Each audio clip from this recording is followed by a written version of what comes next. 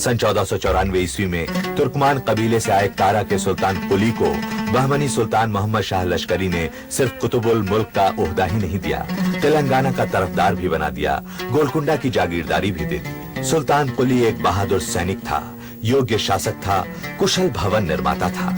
Iran के Hamdan से ऊंची मीनार, बड़े दरवाजों की तस्वीर मन में बसाए हुए हिंदुस्तान आया था, एक चट्टानी इरादे के साथ, और उसी की झलक देखने को मिलती है गोलकुंडा के विराट किले में। यहाँ का हीरा बाजार दुनिया भर में मशहूर हो गया। गोलकुंडा की बाहरी दीवार का मुख्य प्रवेश द्वार, अंदर रिहायशी इलाका भी है और किला भी। पुराना नाम नहीं मालूम। औरंगजेब ने 1687 ईस्वी में दिया नया नाम, फतेह दरवाजा। मुख्य द्वार तक पहुंचने के लिए दो बाहों के घेरों के बीच से होकर गुजरना पड़ता था। ऊपर निगरानी के लिए रहते थे पहरेदार।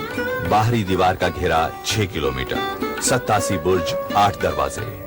गोलकुंडा का किला चारों ओर से ऊंची दीवार से घिरा हुआ है। अंदर जाने के लिए है यही एक दरवाजा, बाला हिस्सार दरवाजा। दरवाजे की ऊंचाई जितनी मेहराब की ऊंचाई नहीं है। ऊपर पट्टी पर शेर भी है, शेरनी भी, मोर भी है, मोरनी भी, सुरक्षा और समृद्धि के प्रतीक। बाला हिस्सार के इस मुख्य दरवाजे के सामने की ये हिफाजती दीवार औरंगजेब की बनवाई हुई है। दरवाजे से अंदर जाने पर है एक दालान, सुरक्षा भी, स्वागत भी। इस लंबे दालान के बाद है ये चौड़ा बरामदा। ये इब्राहिम कुतुब शाह का बनवाया हुआ है। और आइए अब देखते हैं कारीगरी का चमत्कार, आवाज का जादू।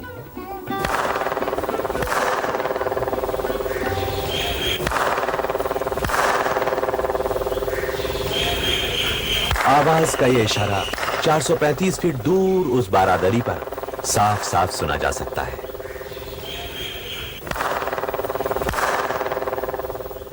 मुख्य दरवाजे की बाईं ओर असलह खाना, तो बंदूक बारूद रखने का गोदाम, नक्कार खाना, कभी शहनाई गूंजी, कभी नगाड़े धमके। आइए अब बारादरी की ओर चलें। सामने कचहरी और दोनों ओर पहरेदार। इस दुर्ग को बनाने के लिए पहाड़ के पत्थरों को काटा नहीं गया। वे जिस अवस्था में भी थे, दीवार बनाने के लिए उनका इस्तेमाल कर लिया गया। ये 362 पत्थर की सीढ़ियां 3 मोड़ों से गुजरती हुई ऊपरी सिरे पर बारादरी तक ले जाती हैं। अनाज रखने का भांडार, भंडार से बाहर जाने पर थोड़ी ही दूर पर है अंबर खाना, यानी सामान रखने के लिए जगह। इब्राहिम कुली कुतुब शाह ने 1560 में बनवाई थी ये मस्जिद। बाल हिसार के अंदर है ये देवी मंदिर, पुराने काकतीय दुर्ग की स्मृति। कुतुब शाही सुल्तानों ने इसे तोड़ा नहीं। ये उनकी धार्मिक समन्वयक दृष्टि का ठोस सबूत है। दीवाने खास, जहां सुल्तान और वजीर, ऊंचे ऊंचे अधिकारी सलाह मशवरा करते थे, नीति निर्धारित करते थे। बारादरी की ऊपरी छत इस इलाके की सबसे ऊंची जगह, जहां से दूर दूर तक चारों तरफ निगरानी रखी जाती थी। फरियाद है, फरियाद है। जी हां, यही है दाद महल। कहते हैं यहां फरियादी खड़ा होता था और दूर ऊपर ओट में सुल्तान बैठे रहते थे। और फरियादी की सिर्फ फरियाद ही नहीं, बल्कि उसके दिल की धड़कन भी गूंजकर ऊपर सुल्तान तक पहुंच जाती थी। देखिए, हर फैसले के बाद जब सुल्तान दीवाने खास यानी बारादरी से दौलत खाना आलिया की ओर लौटते थे, तो यही होता था उनका रास्ता। दोनों तरफ पहरेदार और इस दालान में किला कोतवाल। बारादरी के दूसरी ओर से रिहायशी इलाके में जाने के लिए हैं 280 सीढ़ियां, और यहां से शुरू होता है रिहायशी इलाका। महलों में पानी पहुंचाने के लिए पानी को नीचे से पहले 350 फीट तक 3 फारसी रहट से उठाया गया।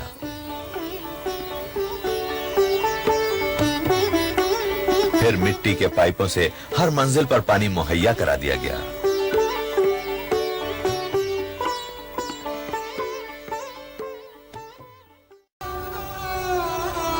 और यह है रानी महल के भीतर की जनाना मस्जिद।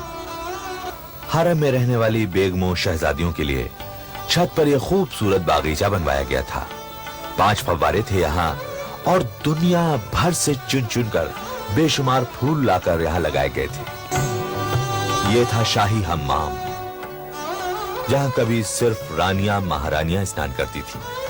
और ये थे मिट्टी के बने 2 पाइप, जिनके जरिए गर्म पानी और ठंडा पानी इस हौज में आकर मिल जाता था। नहाने का पानी इस रास्ते से होता हुआ बाहर निकल जाता था।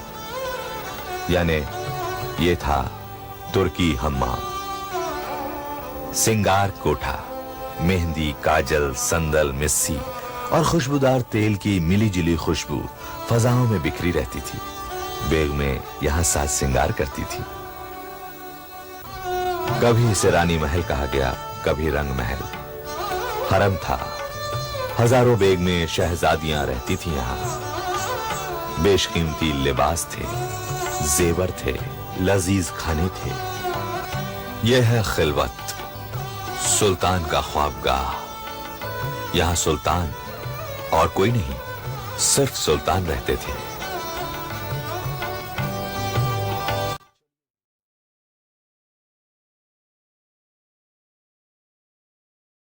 सन 1687 ईस्वी अब्दुल्ला पानी सरदार खान ने दगाबाजी की, किले का दरवाजा खोल दिया। औरंगजेब किले के अंदर आने में कामयाब हो गया। तानाशाह बंदी बनाकर दौलताबाद के किले में भेज दिया गया। पुरखों की कब्रों के बगल में तानाशाह को दफन भी नसीब नहीं हुआ। हालांकि राजधानी हैदराबाद चली गई थी, पर सभी सुल्तान आखिरी पड़ाव के लिए यहीं लाए जाते रहे।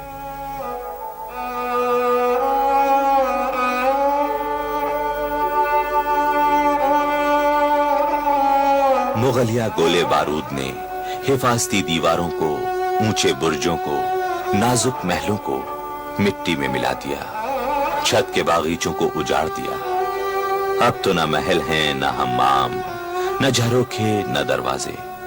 फालिज ज़दा की तरह खड़ी हैं चंद बदरंग टूटी गिरती दीवारें। इतिहास की किताब के चंद फटे जले पन्ने।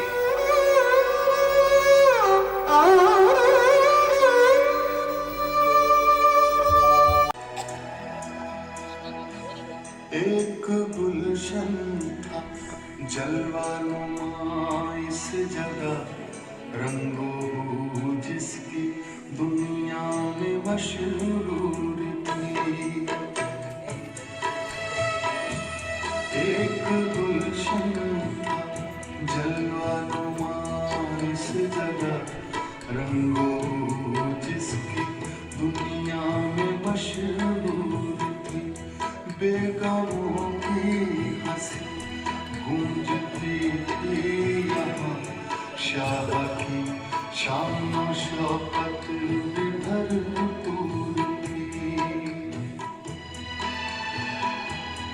ताज की शक्ल में जब तलक ये किला, गोलकोंडा की अजमत करेगा बयां, मिट सकेगी नहीं शान मुल्के तकन, मिट सकेगा नहीं उसका कोई निशान। एक गुलशन था जलवानुमा इस जगह, रंगो जिसकी दुनिया में मशहूर